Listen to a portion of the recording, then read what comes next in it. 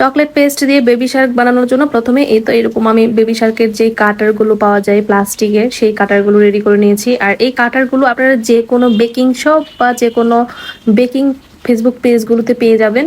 তো প্রথমে আমি ইয়েলো কালার চকলেট পেস্ট একটু বেলে নিলাম, তারপরেই তো শার্ক কাটার যেটা আছে শার্ক কাটার দিয়ে এরকম শার্কটা কাট করে নিলাম, তারপর হাত দিয়ে একটু শার্প করে নিলাম। তারপরে তো পিঙ্ক কালার আবারও একটা সেম প্রসেসেই কাট করে নিলাম। এগুলোতে কাট করা কিন্তু খুবই ইজি, জাস্ট হচ্ছে চকলেট পেস্ট বা ফন্ডেন্ট আপনারা বেলে নিয়ে এভাবে জাস্ট কেটে নিলেই হয়ে যাবে।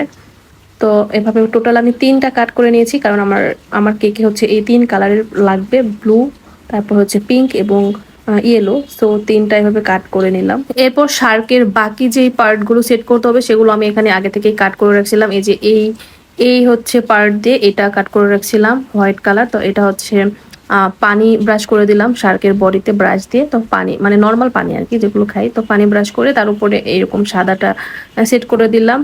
আর আমার কাজের সুবিধার্থে আর কি আগে থেকে সবগুলো কেটে রাখছিলাম, ভিডিওতে দেখানো হয় নাই।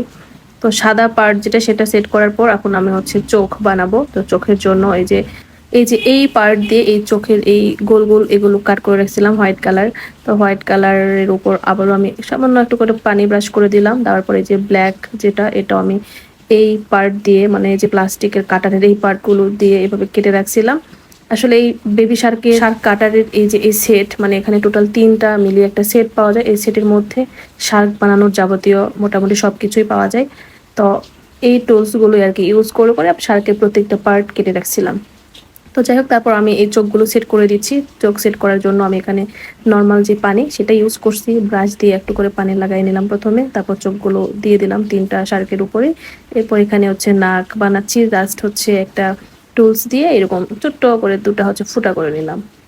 এরপর রেড কালার, এটা হচ্ছে মুখ, এটাও এই টুলস দিয়ে বানাইছিলাম এই কাটারের এই পার্ট দিয়ে। তারপর এটাও আমি সেট করার জন্য পানি ইউজ করছি, পানিতে ব্যাক পার্টে একটু পানি লাগিয়ে তারপর জাস্ট উপরে সেট করে দিলাম, দিয়ে কিন্তু দেখেন আমার 3টা শার্ক কমপ্লিট হয়ে গেল।